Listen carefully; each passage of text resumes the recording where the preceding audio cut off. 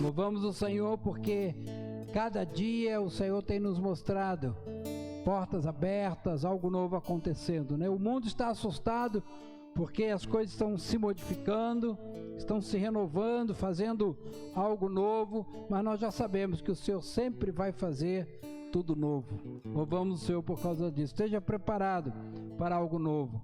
Louvado seja o nome do Senhor. Quero te convidar a abrir sua Bíblia no livro de 1 Samuel, capítulo 4. Livro de 1 Samuel, capítulo 4. Você que está em casa, estamos começando hoje uma nova série de palavras, onde ministraremos sobre os 5 grandes inimigos, os 5 grandes gigantes dos filisteus. E precisamos entender sobre cada detalhe, sobre o que Deus quer falar conosco. E hoje essa ministração vai ser exatamente para nos prepararmos para entrar nesta guerra. É uma guerra que o Senhor quer que vençamos e Ele tem nos preparado para isso, amém? 1 Samuel, capítulo 4, versículos 1 em diante. Aproveitar que o Samuel está hoje aqui, vamos ler o livro de Samuel. 1 Samuel, capítulo 4, versículo 1 em diante, diz assim: Veio a palavra de Samuel a todo Israel. Israel saiu a peleja contra os filisteus e se acampou junto a Ebenezer, e os filisteus se acamparam junto a Afeca. Dispuseram-se os filisteus em ordem de batalha para sair de encontro a Israel. E travada a peleja, Israel foi derrotado pelos filisteus, e estes mataram no campo aberto cerca de 4.000 homens. Versículo 3. Voltando o povo ao arraial, disseram os anciãos de Israel: Por que nos feriu o Senhor hoje diante dos filisteus? Tragamos de Siló a arca da aliança do Senhor, para que venha no meio de nós e nos livre da mão de nossos inimigos. Mandou, pois, o povo trazer de Siló a arca do Senhor dos exércitos, entronizado entre os querubins. E os filhos de Eli, Rofini e Finéias, estavam ali com a arca da aliança. Vamos orar. Senhor, queremos nos colocar diante de Ti nesta hora, clamando ao Pai Santo pela Tua palavra, pela Tua unção, que nada do que for falado agora venha de homens, mas venha direto do Teu trono, Senhor. Que a Tua unção seja derramada sobre o templo, sobre a igreja aqui, mas também sobre a igreja que está espalhada nas casas, nos lugares, Senhor, onde estão participando deste culto. Que a Tua palavra, a Tua unção, seja derramada sobre nós, em nome de Jesus. Aleluia. Você pode louvar ao Senhor com as suas palmas, porque o Senhor é bom. Aleluia. Você pode se assentar. Você conhece esse tempo, né? Capítulo 4 de 1 Samuel é o livro onde conta a história de Samuel. Logo no capítulo 1, Samuel é preparado, Ana recebe a palavra de que Samuel iria nascer diante de uma promessa, e ao nascer ela espera ele chegar a uma certa idade e o leva e o consagra no templo. E Samuel foi um homem muito especial. Samuel foi um dos homens da Bíblia que são chamados de unção ou homens de transição. Não é traição não, de transição. Moisés foi um homem de transição, onde ele pegou o povo do Egito e levou até a entrada de Canaã. Depois Josué foi um homem de transição, que pegou o povo no finalzinho do deserto e entrou com eles em Canaã. E Samuel também, porque Samuel foi o último dos juízes, e ele consagrou e ungiu os 2 primeiros reis, Saul e Davi. Então Samuel é um homem que faz com que o povo transicione, não é? Essa unção de transição, de tirar de um lugar e levar para o outro, é a mesma unção que Jesus tem na minha e na tua vida. Porque Jesus, quando entra na nossa vida, nos tira do pecado e nos leva para a sua maravilhosa luz. E essa tem que ser a unção da igreja, que leva a presença de Deus à vida das pessoas que estão no pecado, estão em destruição, depressão, tristeza, angústia, e a palavra do Senhor através da igreja vai, toca os corações, muda e transiciona, ou seja, nós chamamos isso, nós nos convertemos, somos transformados pela palavra. E Samuel foi um dos homens que fez isso. Ele transicionou o povo de Israel do tempo dos juízes, onde não existia rei, e ele consagrou os 2 primeiros reis, Saul e Davi. E aqui Samuel ainda não era o profeta, Samuel não era sacerdote.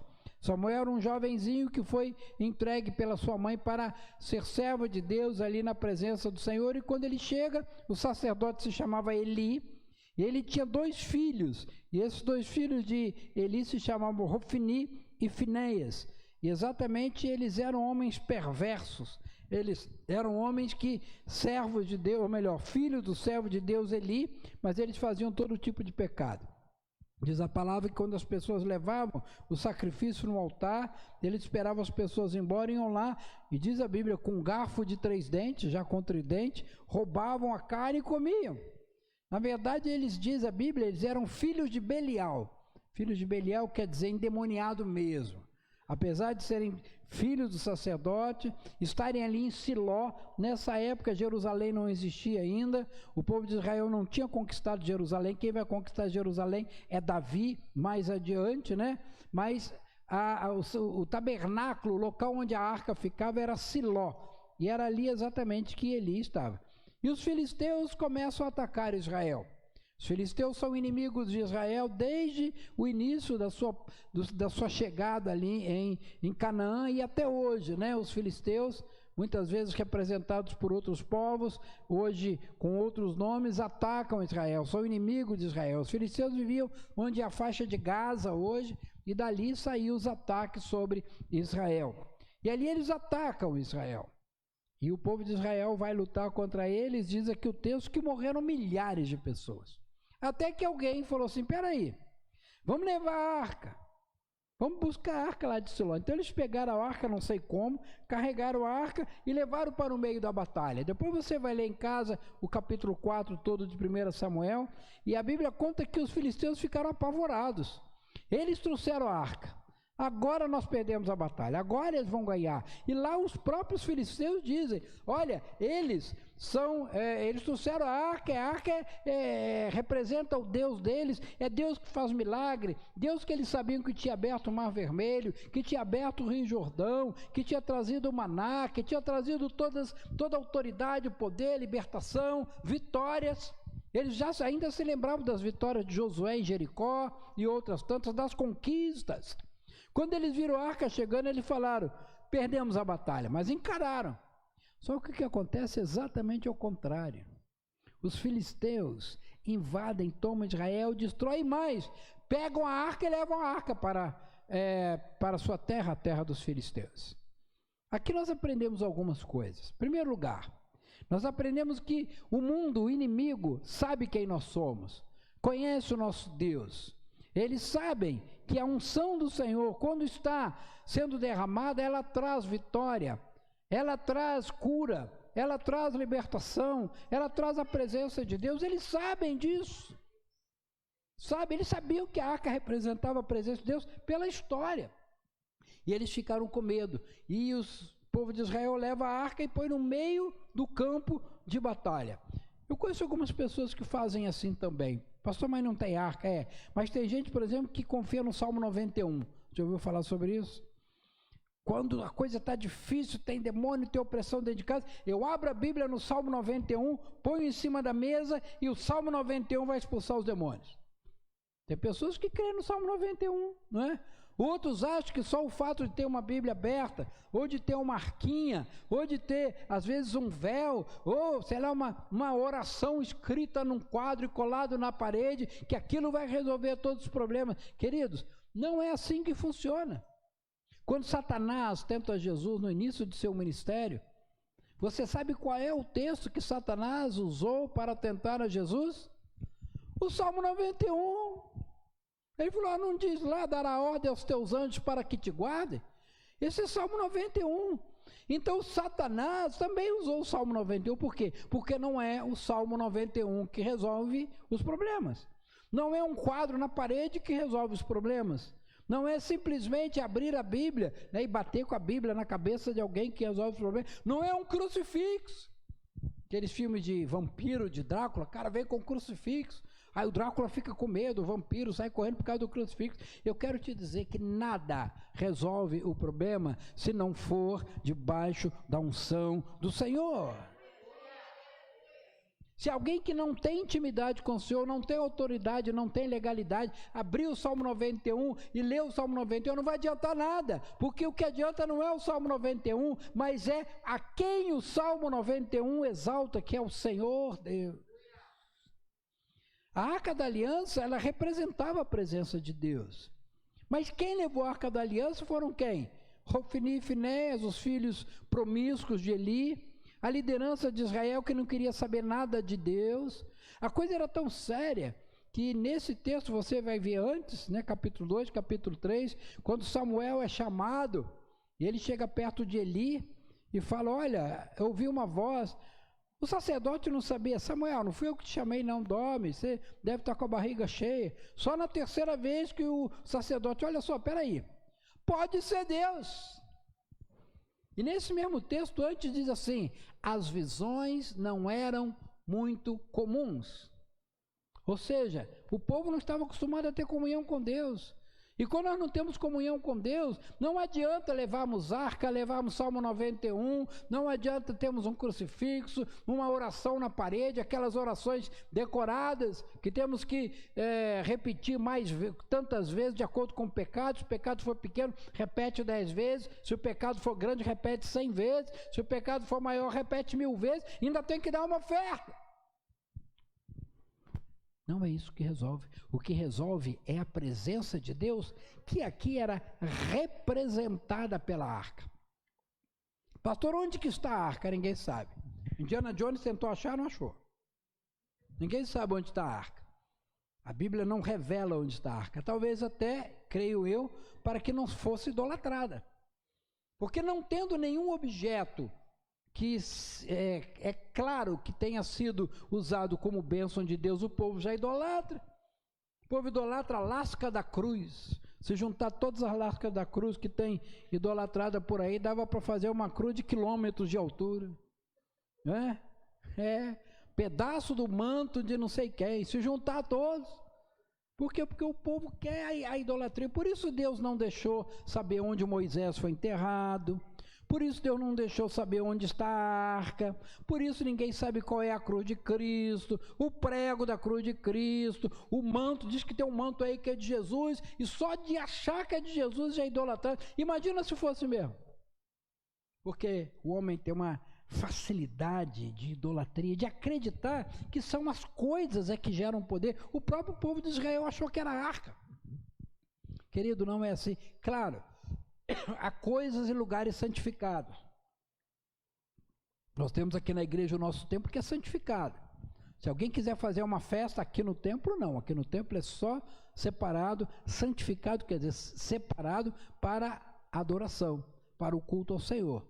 Pastor, só pode emprestar o microfone que eu vou fazer um aniversário lá em casa? Não, esse microfone ele foi consagrado e ele é usado somente para culto ao Senhor. Essas cadeiras são usadas somente na obra do Senhor. Vou fazer um aniversário, me empresta 10 cadeiras. Da igreja não, é consagrado. Há coisas que são consagradas, o altar é consagrado, a nosso local, a nossa casa é consagrada. Agora, não é o templo que apaga pecados, não é o templo que traz libertação. As pessoas podem ser libertas aqui, como podem ser libertas em qualquer lugar, no nome e no poder do Senhor Jesus.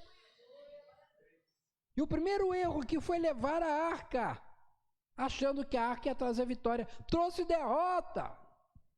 Só que a arca era um objeto consagrado ao Senhor. E o que é consagrado ao Senhor não pode ser vilipendiado, não pode ser tratado como uma coisa comum, não pode ser tratado como algo simplesmente do dia a dia, não pode. Se é consagrado ao Senhor, nós temos que seguir e ter uma honra aquele objeto. Não é idolatria. Nós não idolatramos o templo. O fato do templo ter aqui, o templo não cura, não salva, não liberta. Mas aqui nós temos respeito a Deus porque é consagrado. Você entende isso? A diferença entre uma consagração, uma honra e o respeito e uma idolatria? A idolatria é algo que não agrada a Deus. A Bíblia chama de prostituição espiritual. Mas a honra, o reconhecimento e o respeito por coisas que são de Deus são fundamentais na nossa vida. E vamos ver o que aconteceu. A arca foi levada, para os filisteus levaram. Depois você vai ver, a partir de terça-feira que vem, a arca passa por 5 cidades dos filisteus. E cada uma dessas cidades representa um espírito maligno. E você vai ver isso a partir de terça-feira. Eu te convido a estar aqui conosco, né? Pela internet ou presencialmente. Cada cidade onde a arca chegava, ela causava um tumulto. Ela causava um tumulto. Tumulto esse tão grande que trazia doença sobre as pessoas. Trazia doença. Por quê? Porque aqueles que estavam manipulando, carregando, levando a arca, não tinham autorização para fazê-lo. Não tinham unção para fazê-lo. Não tinha liberação de Deus para fazê-lo. Em outras palavras, quando tentamos e queremos fazer a obra de Deus de acordo com a nossa vontade, de acordo com o nosso entendimento, não vai dar certo, vai dar ruim. E eles quiseram levar a arca para uma cidade, todo mundo adoeceu ali. Levaram para outra cidade, todo mundo adoeceu. Foram 5 cidades dos filisteus, cada uma representando um espírito maligno. E em cada uma delas trouxe uma confusão. Você se lembra lá em Gideão também? Você se lembra? Quando foi levada a arca para o templo de Dagon, de noite Dagon caiu. Seus braços, sua cabeça foi cortada. A mera presença da arca fez isso? Não. A arca não faz isso. Mas quando nós usamos algo que é de Deus, de acordo com a nossa vontade, nós temos problemas e problemas sérios. Pastor, mas a gente não tem mais arca. Mas tem a presença de Deus, tem o ministério. Muitas vezes eu vejo pessoas até assumindo posições ministeriais, pastorais ou não, para o seu benefício, para lucrar, seja financeiramente, seja em poder, seja em alguma coisa, seja usando a palavra de Deus para benefício próprio, certamente vai ter morte. Pastor, morte? É morte. Lá nos filisteus muitos morreram. E depois, quando a arca foi levada dos filisteus, Davi, aí já estou falando de Davi, ó, Samuel, Saul, Davi. Quando Davi vai pegar a arca e levar para Jerusalém, a arca é levada de mau jeito, é levada de acordo com o método dos filisteus. Pegaram um carro de boi novo, novinho, botaram a arca em cima, botaram os bois.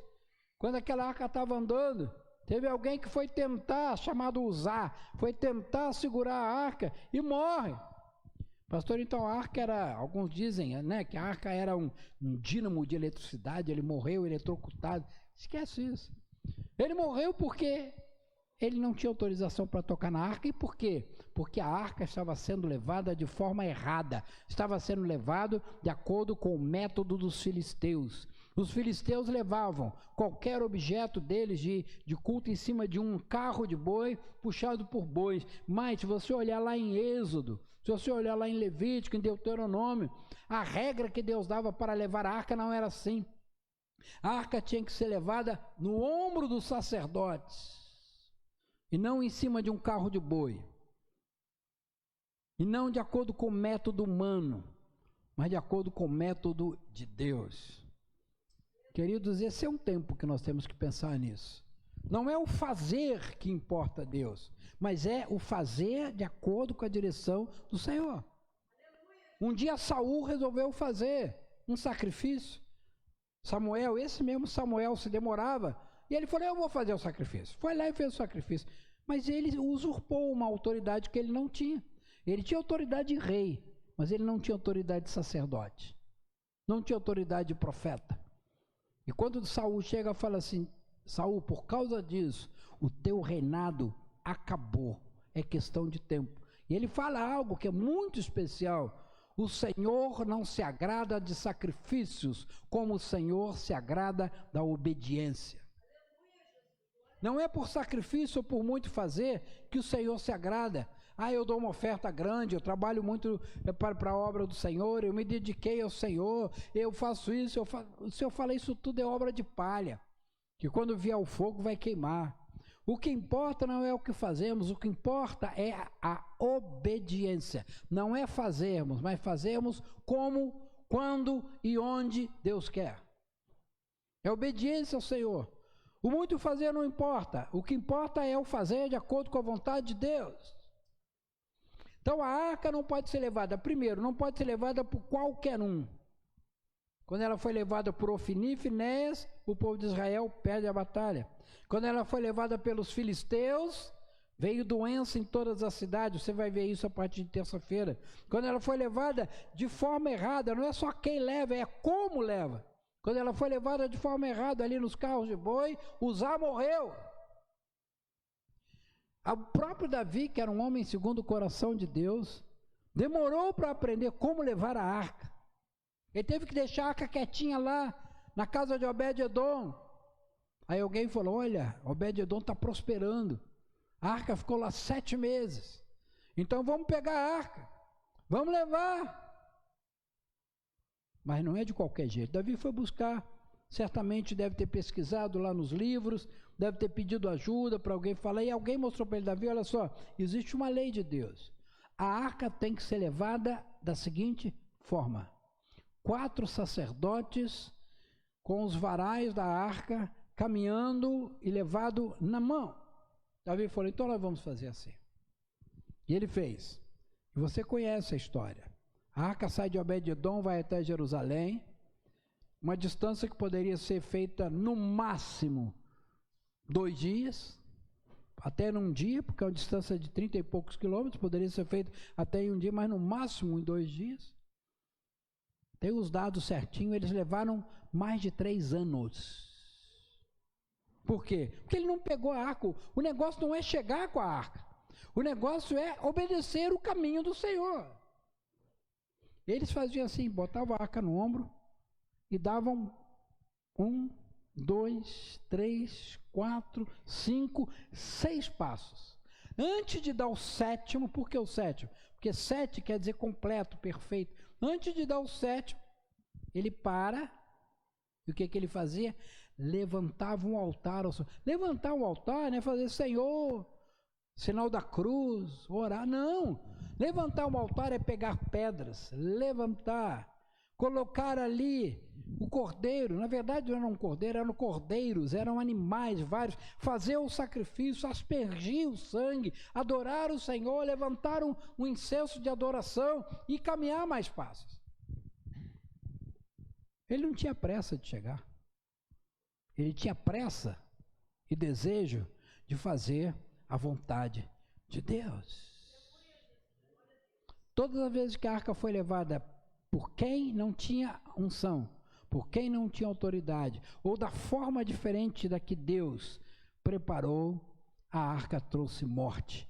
Mas quando ela foi usada e levada por sacerdotes ungidos para isso, no processo de Deus, ela trouxe vida. Você está entendendo isso, querido? Você é servo de Deus. Pastor, mas a arca está onde hoje? Não sei, e não me interessa, porque a arca é exatamente onde está a presença de Deus. O que tinha dentro da arca?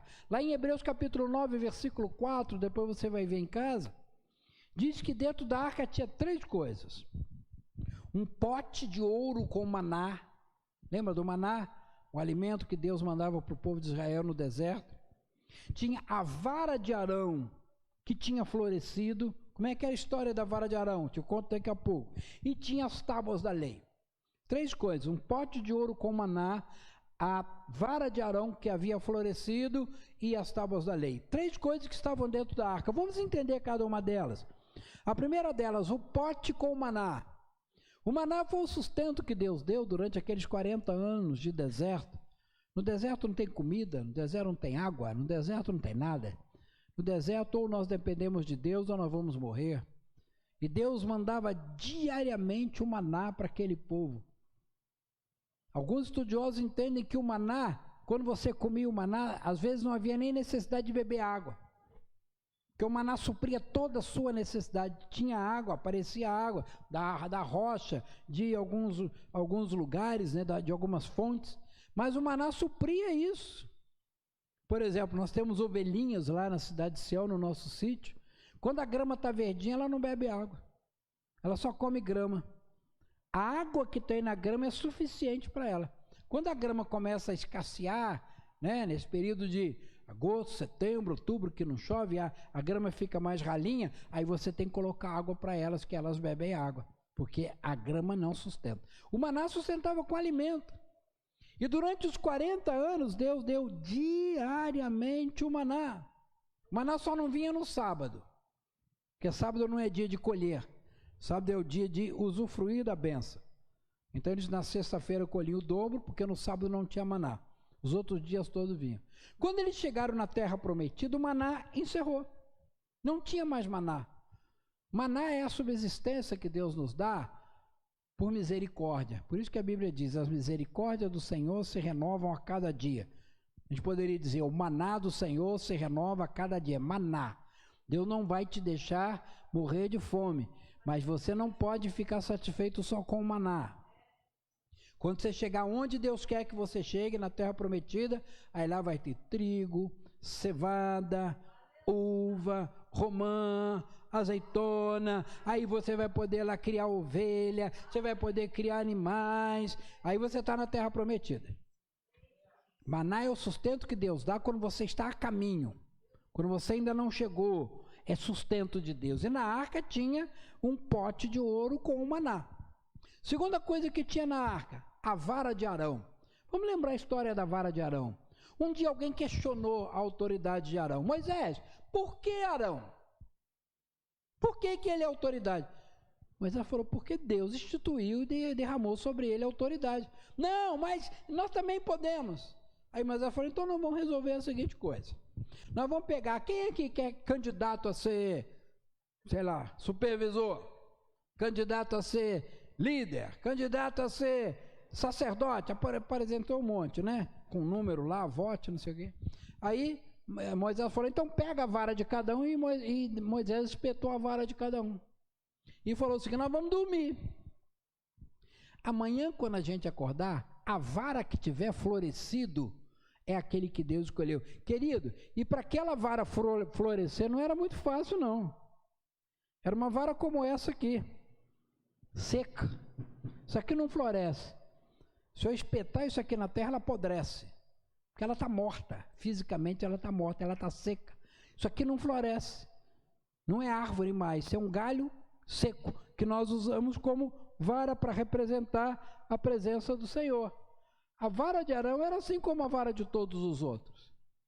E Moisés espetou. Chegou de manhã, todo mundo doido para ver, esperando o dia clarear. Quando olha lá, todas as varas sequinhas. Mas a de Arão tinha florescido. Tinha dado galhos e folhas. Por quê? Porque Deus quis dizer, é sobre ele que eu coloquei a autoridade. Assim como o maná representa o sustento de Deus, a vara de Arão representa a autoridade vinda do Senhor, que não pode ser questionada. A vara representa a autoridade que Deus deu para os sacerdotes. A vara representa a revelação de Deus. Deus, através da vara de Arão, disse, é sobre ele que está a autoridade. Querido, nós somos a arca do Senhor. Você quer o sustento de Deus? Eu quero o Senhor que me sustente. Mas você também tem que submeter a autoridades delegadas por Deus. Não existe arca se não houver autoridade, se houver submissão. Não existe arca e presença de Deus se não houver o entendimento daquilo que Deus quer, daquilo que Deus fez, das autoridades delegadas por Deus. Eu esses dias pregando falei algo e eu quero repetir aqui. Deus honra a estrutura que ele mesmo estabeleceu. A estrutura de pai, mãe e filhos, a estrutura da família, foi a que Deus estabeleceu. Então Deus vai honrar essa estrutura. A obediência dos filhos aos pais. A estrutura de uma igreja com pastores, apóstolos, profetas, líderes. e os membros e as ovelhas foi instituída por Deus. Está lá em Paulo, está lá em Pedro, está lá em Timóteo, está lá no Novo Testamento, no Velho Testamento também com o povo de Israel. E Deus usa essa estrutura.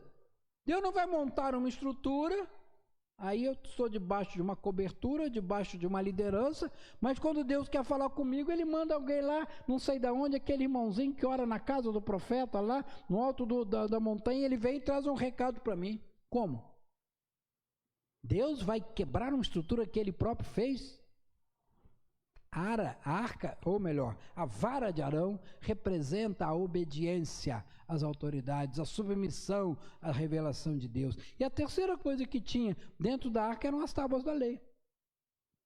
Como foram as tábuas da lei? Deus mesmo escreveu as leis em tábuas de pedra. Moisés traz essas tábuas, ele quebra as primeiras tábuas, porque a lei havia sido quebrada ali com a adoração ao bezerro de ouro. Deus faz por misericórdia umas segundas tábuas da lei, e essas tábuas estavam dentro da arca, ou seja, representam a direção de Deus.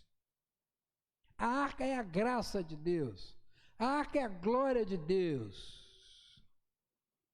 O livro que a pastora Márcia escreveu sobre a vida do pastor Arlinda, Senhor, mostra, eu quero ver a tua glória, mostra-me a tua glória. A arca representa a glória de Deus.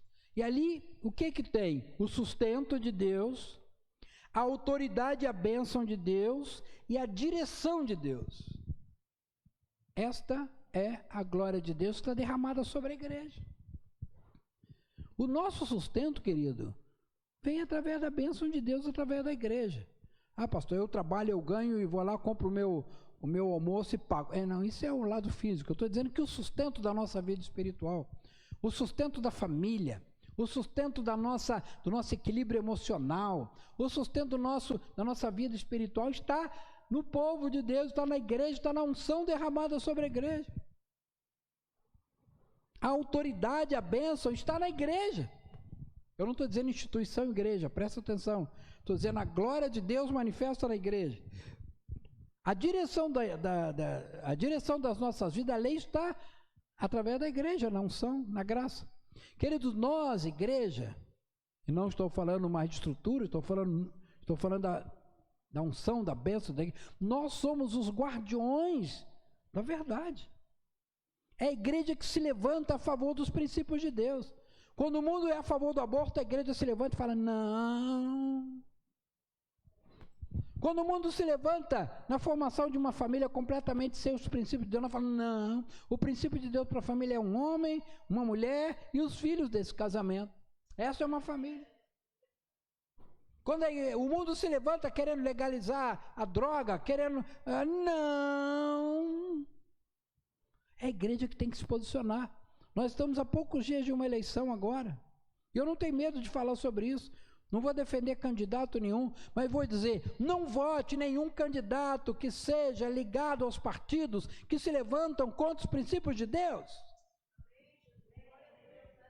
Pastor, você pode citar, vou citar alguns, PT, PSOL, PDT, PCdoB e outros tantos que se levantam contra os princípios de Deus. Só está falando de política, não estou falando de Bíblia. Falando de princípios.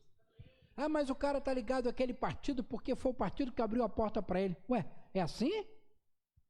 Você faz aliança com alguém só porque teve oportunidade? Aí eu vou votar porque é o menos pior. Menos pior? Votar quando você aperta o númerozinho lá e aperta até pi, pi, pi, pi, pi, pi, você está fazendo uma aliança com aquela pessoa. É sério.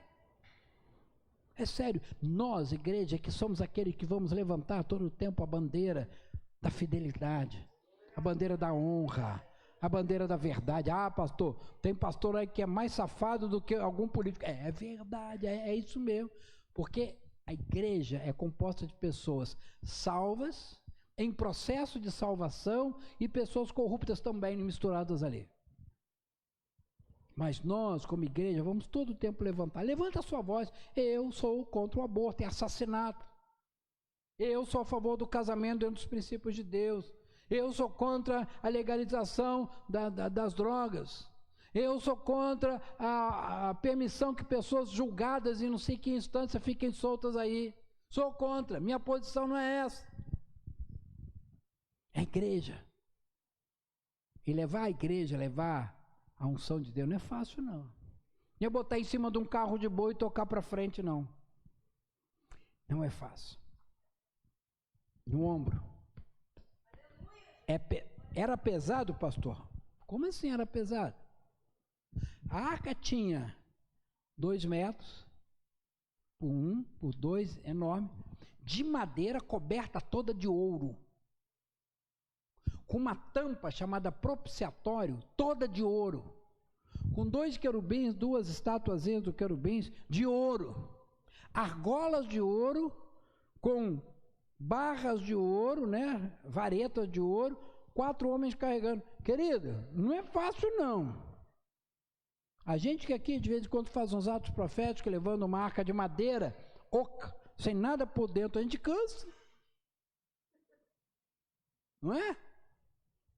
A gente, para trazer as compras de supermercado, a gente cansa. Levar a arca não era fácil, não. Somente aqueles valentes. E ó, 1, 2, por isso que tinha que ser pouquinho. Porque depois de 6 passos, o cara talvez tivesse que ser internado para recuperar as forças. Os filisteus não estavam dispostos a fazer assim. Nem os outros. Levar a arca no carro de boi. O boi é que vai carregar a arca. Não é boi que carrega a arca. Quem carrega a arca é a igreja, é o povo de Deus, está nos nossos ombros, não é fácil, somos atacados, há perseguição sim, e a gente fala aqui de perseguição na China, Coreia do Norte, Rússia, não é só isso não, eu estou falando Brasil,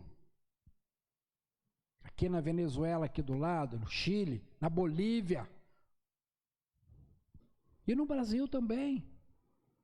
Quantas cidades abriu para que cinemas pudessem funcionar, restaurantes pudessem funcionar, mas a igreja não pode.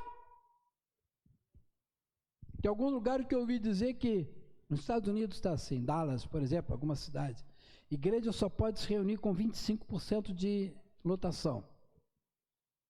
Cinema pode se reunir com 50% de lotação. Sabe o que alguns pastores fizeram? Alugaram o cinema. Ah, mas é cinema, tem 50%. Em outro lugar, restaurante podia, igreja não. Sabe o que os pastores fizeram? Tiraram as cadeiras, botaram mesinhas, serviam uma aguinha e faziam o culto. Restaurante pode. É perseguição, querido. Claramente. Estamos nesse tempo. Por isso levar a arca não é fácil. É no ombro. Demanda força. E se alguém que não tem autoridade levar a arca, vai morrer. Pastor, se eu está declarando sentença de morte? Não, a morte às vezes não é física. A morte é morte de ministério, é morte de unção. Conheço pessoas distantes e até próximas, que tinham uma unção tremenda, mas levaram a arca no carro de boi, para se aproveitar dos benefícios do ministério. E houve morte de ministério. Nesses dias, começamos hoje, nós vamos falar exatamente sobre isso. Como levar a arca de acordo com a direção de Deus. E mostrando que por onde a arca passa, ela causa a presença de Deus. Que pode muitas vezes trazer bênção, como pode trazer problemas e maldição. Você já aprendeu isso quando eu falo que o fogo, quando sai do céu, é um só. Dependendo de onde ele cair, ele é fogo restaurador, fogo purificador, ou ele é o fogo destruidor. O fogo é um só. Depende de onde ele cai. Se ele cair num lugar de pecado, ele é fogo destruidor. Se ele cair num coração que está disposto a ouvir a voz de Deus, ele é fogo purificador. Mas a origem do fogo é uma só. Deus não manda fogo purificador e fogo destruidor. Não, Deus manda fogo.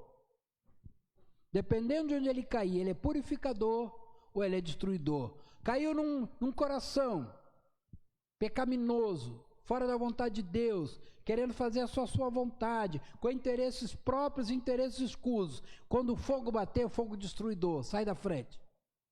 Mas quando cai num coração propício a ouvir a voz de Deus, um coração arrependido, Um coração disposto, não estou dizendo coração santo e puro não, porque o fogo vem para purificar, então a purificação vem depois. Mas quando vem o fogo, encontra um coração pronto a ouvir a voz de Deus, pronto a pedir perdão, pronto a voltar atrás, pronto a se consertar, o fogo vem e se torna um fogo purificador. É o mesmo fogo, depende de onde cai. É a mesma palavra. Você vai trazer uma palavra para alguém, querido, aqui ó, tem pecado na sua vida, é fogo. Mas aí está diante de uma decisão. Não tem pecado não, é assim mesmo. Fogo destruidor, vai ter destruição. Então é verdade, eu pequei, eu me arrependo, me ajuda a sair dessa, me ajuda a resolver o meu... É fogo purificador. A arca é fogo do Senhor. A arca é a presença de Deus. Se a arca chega num lugar onde há pecado, lá nos filisteus, foi doença para todo mundo. Mas quando a arca chegou em Obed-edom, havia um coração propício, diz ali que trouxe prosperidade durante aqueles meses que estavam na casa de Obed-edom. Amém? Eu quero concluir dizendo que o Senhor está disposto a levar a sua arca na sua vida. O Senhor está disposto a permitir que a arca passe pelo teu local de trabalho, pela tua família, pela tua igreja. Agora vai depender de quem e como você leva essa arca, para definir se vai ser a arca que vai trazer destruição, doenças terríveis, ou se vai trazer a presença, a graça, a misericórdia e a unção do Senhor. E nesta primeira terça-feira desta série, eu quero exatamente que você coloque o seu coração diante do Senhor, para que você possa falar: Senhor, o meu coração é pecaminoso, mas eu estou disposto a fazer a tua vontade, estou disposto a mudar. Eu errei muito, mas eu quero algo novo. Eu quero a transformação da minha vida. Eu pensei mal, Senhor. Eu agi mal. Eu tive intentos malignos no meu coração. Mas eu quero ter a minha vida transformada pela presença do Senhor. Eu quero orar por você, pedindo que a graça do Senhor esteja aí na sua casa, na vida de cada um de nós. Se você puder fechar os seus olhos. Senhor, eu quero colocar a vida de cada um dos teus servos que estão participando dessa palavra, Senhor, declarando que nós queremos a arca do Senhor. Nós queremos, como igreja, ter a unção do Senhor sobre os nossos ombros. Queremos levar a arca para a nossa casa, para a nossa família, para a nossa vida, para o nosso trabalho. Mas prepara o nosso coração. Prepara o nosso coração, de tal forma que nós estejamos prontos a receber a tua palavra, prontos a receber a tua unção, a tua graça. Fala conosco, Senhor. Davi precisou de meses para poder entender como levar a arca. Ele estava levando do jeito errado. E depois ele buscou a presença de Deus e entendeu como tinha que levar. Senhor, que nesse tempo, estamos um pouco mais de 7 meses, Senhor, trancados dentro de casa. Que seja um tempo para descobrirmos como vamos levar a arca, como vamos levar o ministério, como vamos levar a nossa família, o nosso casamento, como vamos levar, ó Pai Santo, o nosso chamado. Abre os nossos olhos como igreja, como teus servos, para entendermos os caminhos que temos que trilhar, e que não sejamos como os filisteus, que sofreram morte, destruição e doença com a presença da arca, mas que sejamos como Obed-edom, que recebeu bênção enquanto a arca estava na sua casa. Que sejamos como Jerusalém, que recebeu a unção do Senhor ao receber a arca. Em nome de Jesus, eu libero uma unção para cada um que está ouvindo essa palavra, e que a presença de Deus seja real, e que a presença de Deus seja transformadora em nome de Jesus. Eu quero te abençoar, você que está em casa, querido. Nós vamos continuar aqui ministrando com cada um. Você em casa, receba a presença do Senhor. E se puder estar conosco terça-feira que vem aqui no templo, ou participando da palavra, você será bem-vindo. Em nome de Jesus, Deus te abençoe, querido, em nome de Jesus.